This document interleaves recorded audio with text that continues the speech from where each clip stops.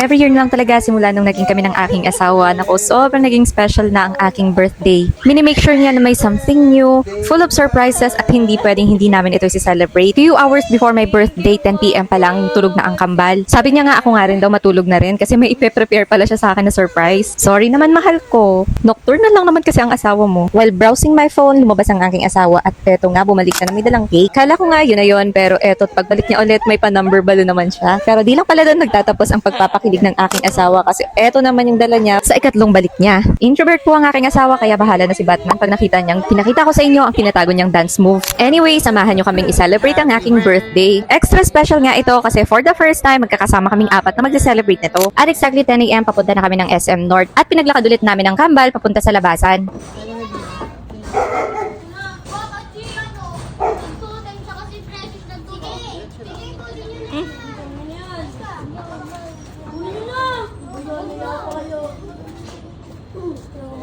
Medyo nadalian kami sa pagkuha ng grab this time at pagkasakay nga namin ay pinagdasal namin ang kambal.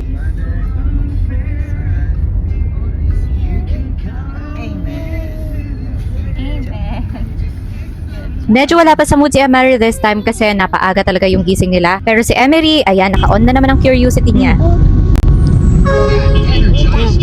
What's that? Beep beep? Beep beep.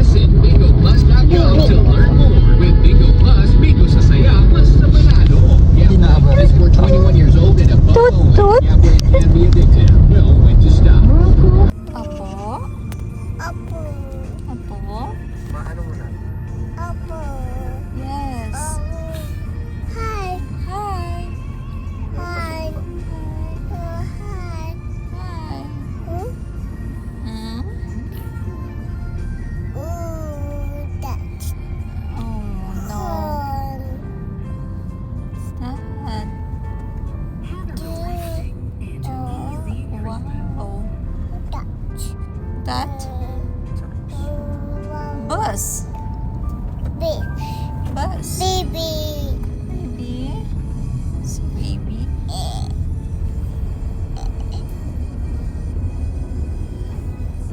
No. While etong si Amare, eto kay papa niya nakakandong so nagpapaka-independent siya at ayaw magpahawak kay papa niya. Pero syempre, si Amari isang marupok. Sa tricycle pa lamang, ugali niya na talagang matulog sa biyahe kaya eto ang nangyari sa kanya. Medyo. Amari is so sleepy. Oh.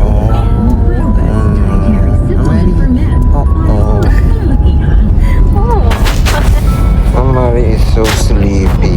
Oh. 40 minutes yung naging biyahe namin kaya ayan pagdating namin sa mall ay tulog na yung dalawang mga bata. Pagdating nga namin, dumiretso naman agad kami sa kakainan namin since 11 na nga and eto talaga yung first stop namin. By the way, sa Vikings, SM North nga pala kami kumain ng lunch. Medyo marami ang pila at hindi kami nakapagpa-reserve kaya eto, umupo muna kami dito sa waiting area. To tell you, pabukas pa lang ang Vikings pero number 44 na kami sa walk-in reservation. Sobrang dami, diba? At syempre kapag may toddler kayo, hindi yan mapipirmi sa isang lugar kaya ang ginawa namin, naglakad-lakad muna kami. Pero hindi na kami lumayo masyado so naghanap na lang kami ng area na malawak-lawak na pwede silang tumakbo at makikita nila yung Christmas decor dito sa mall kasi pagkarating namin, diba, tulog sila. Pero kahit anumang ganda nitong decoration dito sa mall, si Emery, TV pa rin ang nanalo. Akalain mo naman sobrang daming TV dito sa pwesto namin. Lalo pat ang dami din nakikitang characters dito.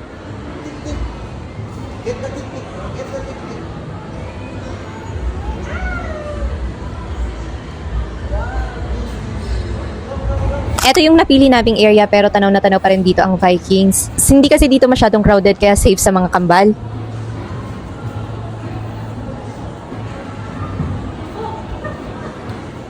Manto din ako Niyo ba kung ano yung nangyari kay Emery doon? Sa kagustuhan niya lang naman pumasok sa TV, ayan, hindi niya napansin may salamin kaya ayun na untog. So 15 minutes after, lumapit na kami sa Vikings para ma-check kung pang ilang reservation number na. But since until number 1 pa lang nakakapasok, kaya lumayo-layo ulit kami para makapaglakad-lakad ang kambal. Ewan ko ba, kasi wala talaga silang kapagurang maglakad. But at least, diba, nalilibang sila habang nag-aantay kami. And to tell you, sa loob ng pag-aantay namin, never silang nagpakarga.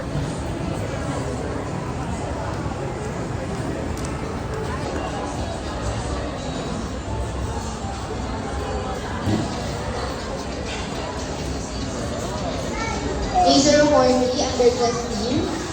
Calling for A040. Since tinawag na si Reservation 43 kaya lumapit na rin kami. Inantay na lang namin si Madam na maghahatid sa amin sa table namin. At pinagplanuhan na rin namin mag-asawa kung ano yung magiging diskarte namin sa pagkuha ng pagkain. Pwede man, pwede man salit-salitan.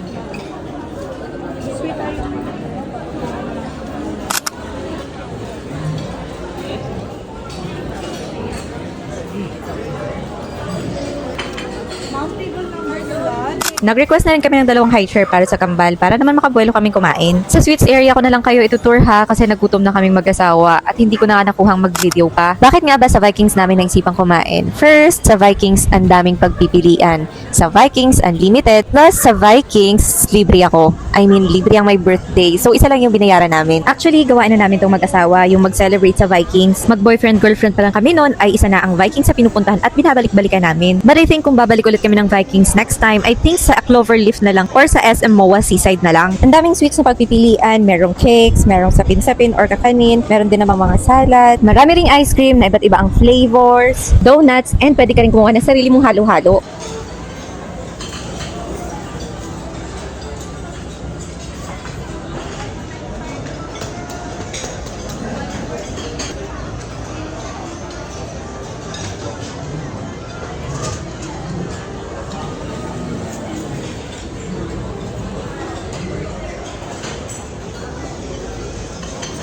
Ako nga pala ang unang umikot sa amin at kumuha ng mga pagkain. Well, for kambal, inuna ko nang kumuha ng mga fruits na pwede nilang kainin. And this time naman, kumuha na ako ng ulam namin ni Habi. Ito ang first wave na nakuha kong mga ulam namin, so ipapakita ko na lang sa inyo kasi hindi ko na alam kung ano mga tawag dyan. Pinagsama-sama ko na nga sila sa isang plato para minsan na ang pag-ikot.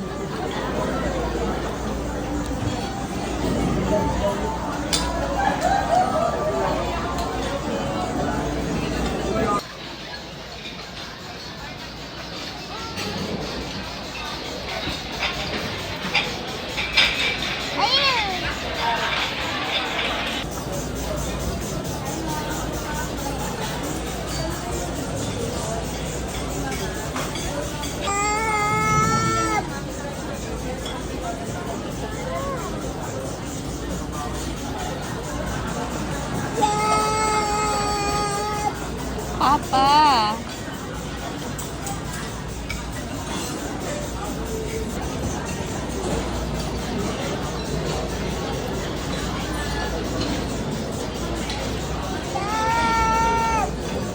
Papa! Papa!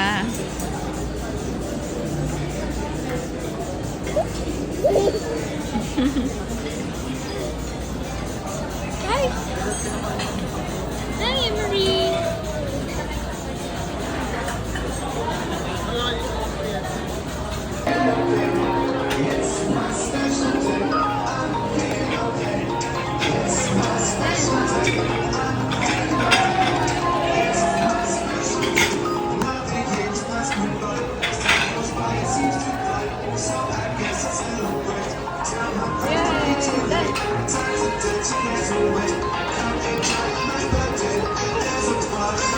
May pamambaga.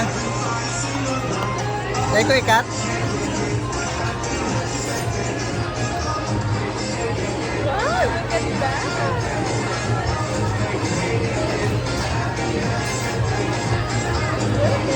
May pangaranan.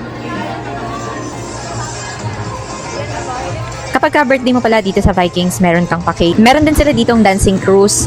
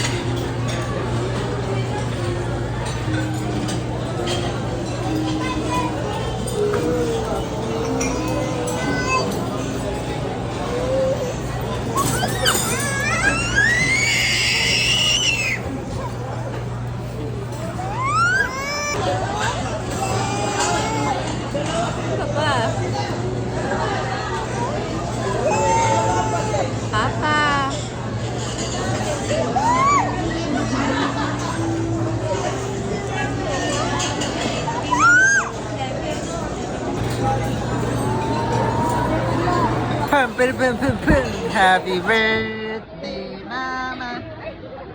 Happy birthday, Mama. Happy birthday, happy birthday, happy birthday.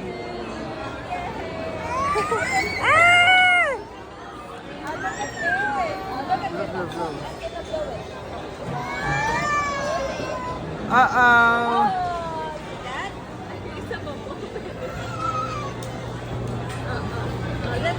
Blow, blow.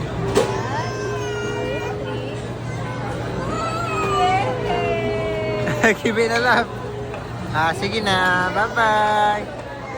Yung pagmumuryot ni Emery, gusto niyang lumabas while si Amari eto, while inaantay namin yung sukli, hinahanap na naman si papa niya.